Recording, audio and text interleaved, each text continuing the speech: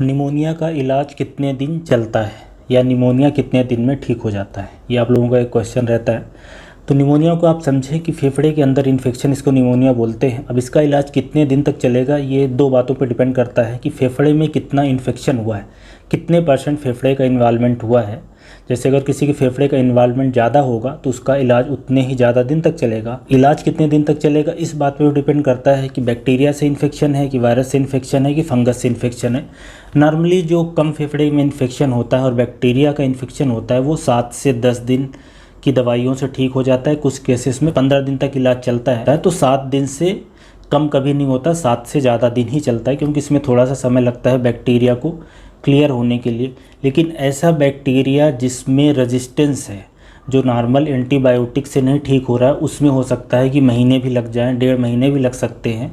और ऐसे अगर फंगल इन्फेक्शन की बात करें, अगर फंगस से निमोनिया हो गया तो उस केसेस में और लंबा इलाज चल सकता है, 2 महीने भी चल सकता है, 3 महीने भी चल सकता है। जैसे कि एक टीबी का इन्फेक्शन है, टीबी का इन्फेक्शन भी एक तरह से बैक्टीरिया है, टीबी का वो भी निमोनिया ही है एक तरह का, टीबी का इन्फेक्शन भी, क्योंकि फेफड़े के अंदर वो भी इन्फेक्शन ही कराता है। उसमें 9 महीने इलाज चल सकता है, 12 महीने चल सकता है, और अगर MDR टीबी हुई तो उससे भी ज़्यादा चल सकता है।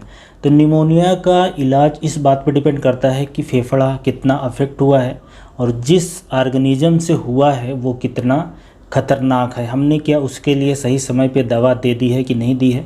बहरहाल ज़्यादातर केसेस में 7 दिन से ज़्यादा ही इलाज चलता है, उससे कम नहीं चलता।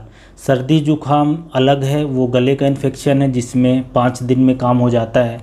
कुछ लोगों को 3 दिन दवाई खा लें उससे भी काम हो जाता है। लेकिन ये चूँकि फेफड़े के अंदर इन्फेक्शन है, उसको क्लियर होने में, फेफड़े में रिकवरी होने में थोड़ा सा ज़्यादा दिन इलाज चल सकता है।